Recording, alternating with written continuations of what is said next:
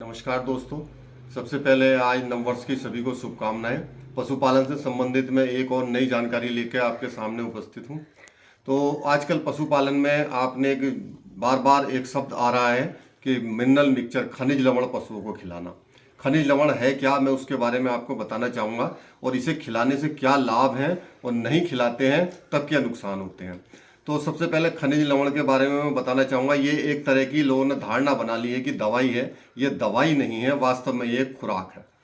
तो ये मिनरल वही चीज़ है, मैं आपको ऐसे बताना चाहता हूँ कि जैसे कि फसल आप उगाते हैं तो उसको खाद, पानी, दवाइयों की आवश्यकता पड़ती है। क्योंकि हमारी जो धरती है, ज़मीन है, अगर आप उसमें किसी चीज़ की भी पैदावार करेंगे तो उसमें बिना खाद पानी के, दवाई के फसल नहीं होगा। क्योंकि एक के बाद एक फसल जब उगाते चले जाएंगे तो ज़मीन में तत्वों की कमी हो जाएगी। तो होता क्या है कि जब ज़मीन में कमी होगी तो फसल में उसके तत्वों में कमी आएगी। जब फसल को पशु खाएंगे तो वो शरीर को जो है उसके पूरे तत्व नहीं मिल पाएंगे।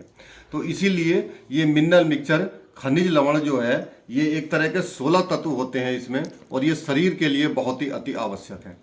शरीर के लिए इसलिए आवश्यक है कि अगर इसको नहीं खिलाया जाता है तो आने वाले पशुओं में जो आप देख रहे होंगे इस समय, बांझपन की समस्या, सही समय पर गर्मी में ना आना, थनैला रोग होना, और इसके साथ साथ रोग प्रतिरोधक क्षमता का कम होना, तथा जेर का रुकना, पवास की समस्या, और भी इतनी बहुत सारी समस्याएं हैं। डिलीवरी के समय बच्चा नहीं, डिलीवरी नॉर्मल नहीं हो पा रही है, बच्चा निकलवाना पड़ रहा है। तो ये सब क्या है कि शरीर में एक तत्वों की कमी के कारण हो रहा है।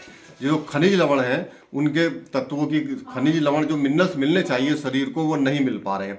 आपने देखा होगा कि जंगली जानवर जो होते हैं, जंगल में रहने वाले जो पशु होते हैं, उनको मिनरल मिक्सचर नहीं खिलाया जाता। लेकिन उनमें ना इस तरीके की बीमारियां होती हैं, ना बच्चा फंसता है, ना जेर फंसती है, ना गर्मी में आने की समस्या, और भी बहुत सारी समस्या। क्योंकि वो जंगल में रहकर तरह तरह की घास, जड़ी बूटियां इस तरीके की खाते रहते हैं, जो उनको मिनरल्स तत्व जो है पूरे शरीर को उनके मिलते रहते हैं। तो ये मिनरल्स है क्या है, जैसे कैल्शियम है, फास्फोरस है, मैग्नीज है, कोबाल्ट है, जिंक है, बहुत सारे ऐसे तत्व हैं। हमारे यहाँ उत्तर प्रदेश में खासकर और भी अलग अलग हिस्सों में कुछ तत्वों की बहुत ज़्यादा कमी पाई जाती है। जैसे उत्तर प्रदेश में कोबाल्ट है, मैग्नीशियम है, और कॉपर है, फास्फोरस है, जिंक है, कोबाल्ट है, इन तत्वों की बहुत ज़्यादा कमी है। तो अगर आप अपने पशु को मिनरल मिक्सचर पर्याप्त मात्रा, देखिए जो गर्भवती पशु हैं, गर्भित पशु हैं, तो उनको विशेष रूप से मिनरल मिक्सचर लगातार खिलाने की सलाह दी जाती है। इसलिए दी जाती है क्योंकि जब पशु गर्भित होता है तो उसको जो है अपने शरीर के लिए और उसके बच्चे की बढ़वार ग्रोथ के लिए, उसके साथ साथ दूध भी उसको बनना है, 3 तरह से उसको आवश्यकता बढ़ती होगी। आपको मैं इस तरीके से उदाहरण के रूप में समझाऊं कि अब जैसे मान लीजिए महिलाओं में, गर्भवती महिलाएं होती हैं, तो वो लेडी डॉक्टर के पास जाती हैं, तो वहाँ डॉक्टर जो है उनको चेकअप करते हैं, अल्ट्रासाउंड, उसके बाद वो कैल्शियम का, आयरन का, मल्टीविटामिन का और मिनरल्स का एक एक कैप्सूल या दवाई लिख देते हैं। तो पहले क्या था, जब पुराने टाइम में गांव देहात में ये मेडिकल की महिलाओं के लिए सुविधा नहीं थी, तो वो चूल्हे की मिट्टी या कोयला खा लेती थी।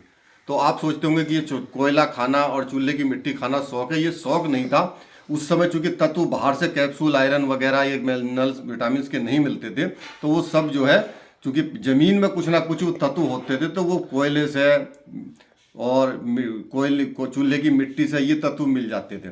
तो ऐसे ही अब चूंकि शरीर को चाहिए, तो हम अपने गर्भित पशुओं को अलग से ये आयरन, मिनरल्स, विटामिन ना देने की वजह से आखिर में लास्ट में गर्भ धारण के डिलीवरी के समय जेर फंसना, बच्चा फंसना, पवास ना उतारना, थनैला की बीमारियां ये देखने को मिल रही हैं। तो इसलिए आप जो है मिनरल मिक्सचर अगर आप खिलाएंगे लगातार, तो आपको बहुत सारी समस्याओं से, बांझपन की समस्या, सही समय पर गर्मी पे आना, थनैला, पवास की समस्या, डिलीवरी की समस्या, जेर, ये सब समस्याओं से आप दूर रहेंगे। तो दोस्तों, मैं आपको इस बार ये समय समय पर आपको नई नई जानकारियां देता रहूंगा। मेरे चैनल को आप सब्सक्राइब और लाइक करना ना भूलें, करते रहें। मैं और अच्छी जानकारी अगले टॉपिक में लेके आने वाला हूं। धन्यवाद।